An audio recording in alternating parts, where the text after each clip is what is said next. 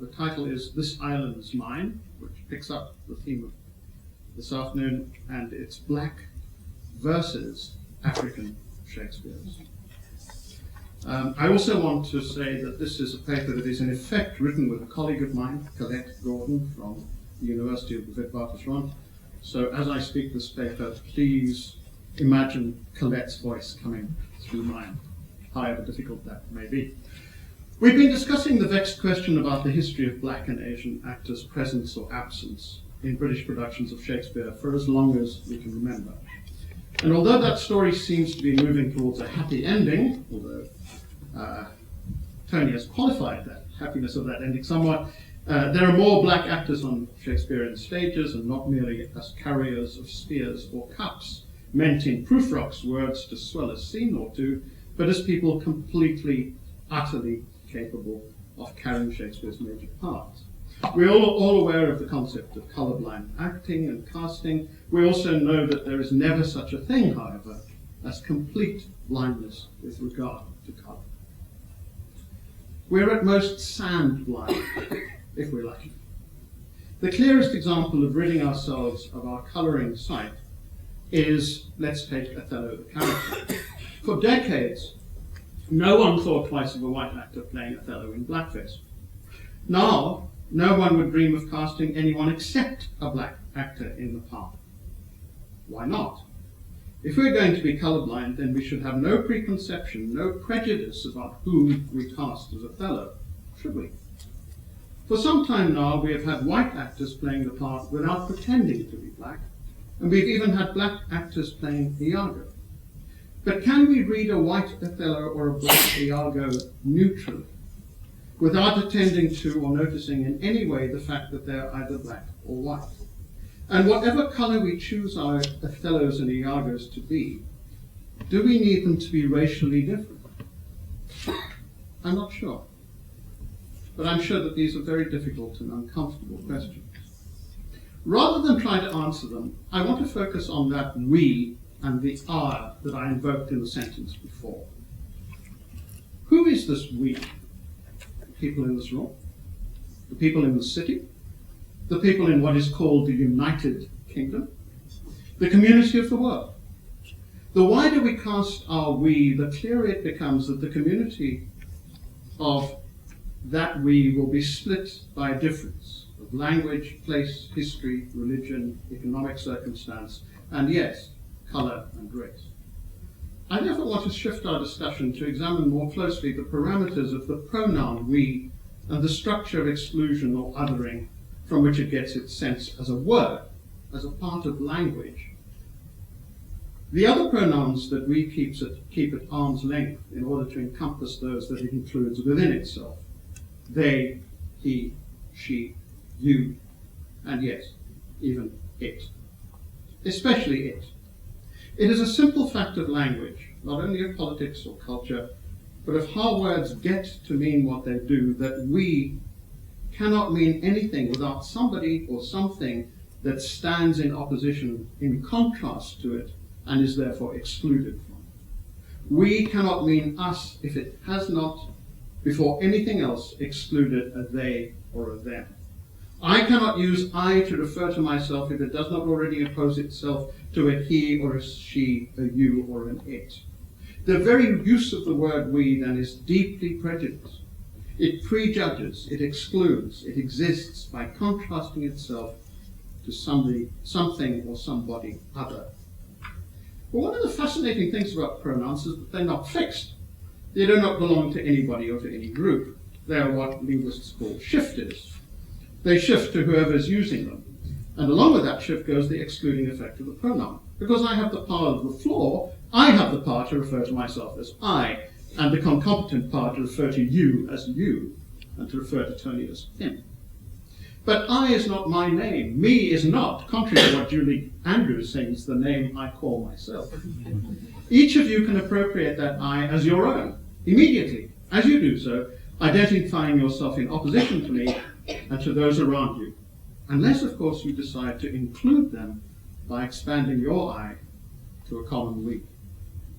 I want to put some pressure on the notion of identity and identification that is implied by that we By moving the issue now from the question of black and Asian actors in Shakespeare to that of African Shakespeare, is there a difference? What happens when we encounter Africans doing Shakespeare? And does being African necessarily mean being black, or being tribal, or believing in witchcraft?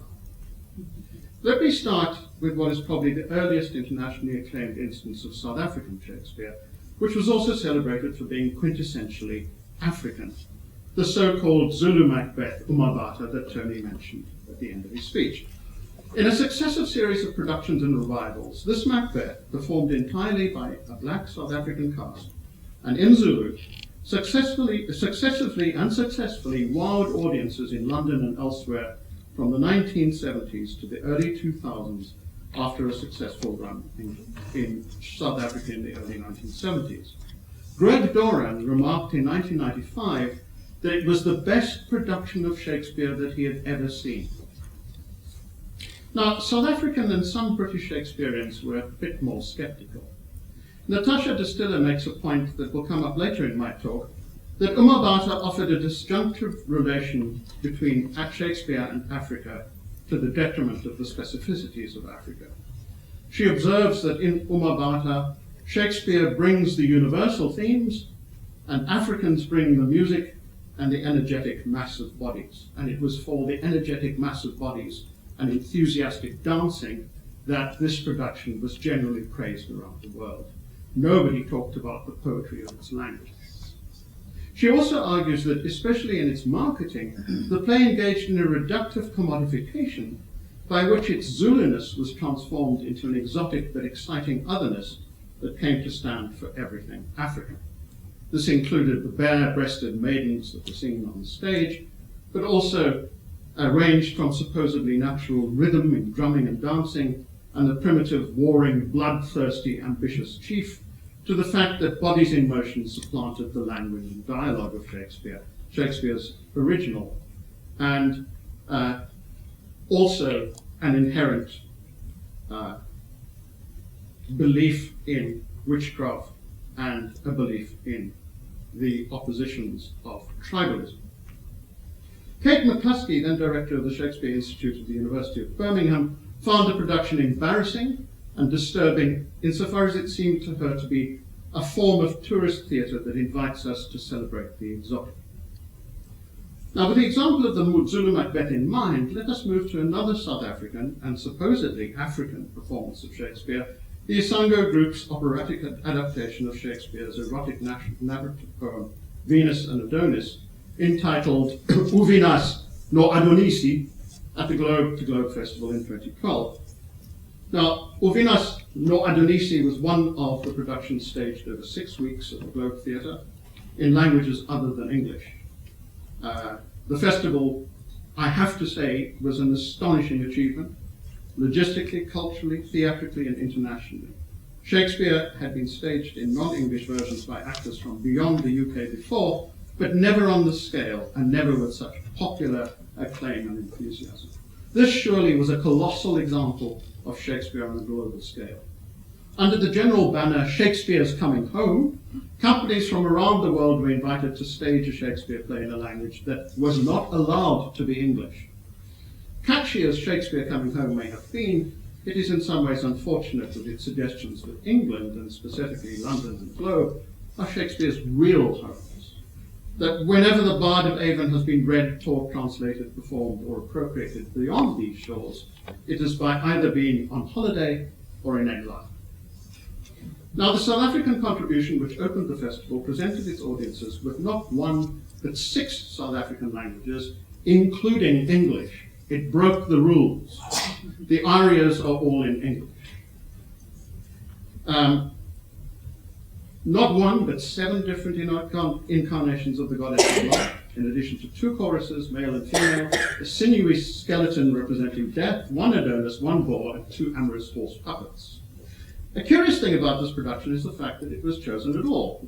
Why not do a Shakespeare play, especially when vernacular translations have existed in South Africa, beginning with Schalkwyk, pre-First World War transcriptions of the Comedy of Errors and Julius Caesar, which predated by more than 40 years the usually celebrated translations by Julius Nyerere of Julius Caesar and the Merchant of Venice. I'll talk about Julius Caesar later on as an exemplar of an African play. Translations of Shakespeare's play exist in Zulu, Sotho, and Afrikaans. The other curiosity is that although it contains 6 languages, it did break the rules, as I said, of the festival, which prohibited English with some curious consequences by using English to a large degree. It was therefore generally possible for English speakers to follow the rhetoric of Shakespeare's poem through the use of English and the arias that were interspersed between episodes of dialogue in South African vernaculars. Now, in an extremely perceptive critical appraisal of the Globe performance of Avinas and its reception, Colette Gordon observes that Shakespeare's poem is not so much narrative as rhetorical. It is concerned less with description than persuasion, and with failed persuasion at that. The theatrical adaptation of the play, dividing the figure of Venus into several different forms of the goddess, corresponds in Gordon's account with the successive rhetorical strategies that Venus adopts to persuade Adonis to accede to her erotic demands. And the adaptation was thus very careful not only to preserve the essence of Shakespeare's poem in its display of different forms of linguistic force and failure, but also to translate those forms into movement, music, and action without stratifying the linguistic and the non-linguistic in any kind of hierarchical way. In other words, not to displace language by supposedly compensatory forms of music, movement, and dance. Members of the audience and the press could thus follow the poem's rhetorical movement through the arias and songs while enjoying its full embodiment on stage. But people generally did not seem to have done so. Responses from the media are instructive. No other race can sing, chant, and dance like Xhosa and Zulu in full cry, the Independent critic wrote, noting the power of stomping feet rather than the force of language or the sophistication of the adaptation. I don't know if you've seen the production, but there is a bit of stomping feet, but it probably constitutes 5% of the production. The Isango ensemble delights in darting around an emotional range that extends from winning Coptic cheek to the kind of full-throated fervour that touches sublimity, another person wrote. Would these remarks about stomping feet, darting around, full-throated fervour constitute a positive review of production by the Royal Shakespeare Company? Kate Bassett of the same newspaper observed that the poem was, and I quote, textually filleted but musically electrifying with carnivalesque marimbas, touches of Purcell, and sighing ululations. It was highly theatrical too, she adds. Peter Kirwan wrote that Shakespeare's poem became a tribal story. And Fiona Montford of the Evening Standard observed, it's fascinating to hear Shakespeare spoken in a click language, adding that no translation is required to understand what deliciously expressive Chief Venus Melifane and her sisters want from the unwilling youth. Do we need Shakespeare to appreciate what Venus wants from Adonis? Such responses engage in what Gordon calls the substitution of enthusiastic bodies for a missing poetry, and the performer's raw emotional states rather than their capacity to work with power. Ignoring the complex relation between South African township culture, the politics and economics of local and international artistic production, and the Isango ensemble as a highly sophisticated product of forms of Western training in South Africa. Many of the singers came from the University of Cape Town Opera School. The general response to the Africanness of productions like Uvenas gave not only a flattering sense of South Africa's cultural landscape, as Gordon claims, but also a completely unrealistic sense of what is properly African. Here we can see how dangerously blind a certain set of expectations about what African may be. Ideological platitudes about the inherent raw musicality, corporeal energy, or that ubiquitous bugbear rhythm come to stand for a much more complex cultural, political, and geographical whole. They have got rhythm, we have got poetry. It's now commonplace among those who celebrate the spread of Shakespeare across the globe to endorse Shakespeare without his language. the displacement of language by other, supposedly more directly communicative forms and media, like music and dance. But Msengu, a black South African reviewer of the 1975 production of Umabata in the South African journal Sketch, points out that the problem with giving up language in favor of movement or a spurious theatricality is the loss of the actor's responsibility to what he or she is doing. And I quote him, "What happens if your play is performed from the very beginning to people, most of whom don't know a word of Zulu? Your dialogue falls to pieces. Your saying the lines tends to be superficial and careless, and you take advantage of audience ignorance by relying on sound instead of meaningful expression. All this happened," he says, "in Umabata. Very few actors showed an even minimal concern for the meaning of the lines they were reciting, and the basic interpretive work of an actor was hardly touched on." We may ask whether any of the commentators from academia or the media had an inkling of whether the actors in the Globe to Globe Festival were lazily taking advantage of the audience's ignorance, or even worse, the prejudices that stem from ignorance, by which comedy comes to stand for African theatre, even if some believe that tragedy is the condition of the continent, or bodily rhythm for poetic nuance, dance for gesture, raw talent for professionalism, enthusiastic enjoyment for canny manipulation of an audience, or all of these together for Africa itself. My last instance is not African at all, although it certainly purported to be quintessentially African, and it had an all-black cast. I'm talking about Gregory Doran's so-called African Julius Caesar, which supplemented the 2012 Globe Festival. In the light of the fact that there are no tragedies amongst the African language performances at the festival, it's worth remarking on how strongly the tragic character of Africa was insisted upon in this production of Julius Caesar. This well-attended and widely publicized RSC production, which many of you may well have seen or perhaps even acted in, offered a strong counterbalance to the African language productions at the Globe. Doran presented John Carney's nomination of Julius Caesar as Shakespeare's African play as a core element of the promotional material. He cast Caesar in the generic role of African dictator, offered parallels with Amin, Bokassa, and Mugabe in interviews, and suggested that the plot of Julius Caesar is repeated in the histories of 33 African countries. But in enlisting African cultural figures to support his Africanization, the director drew almost exclusively from South Africa.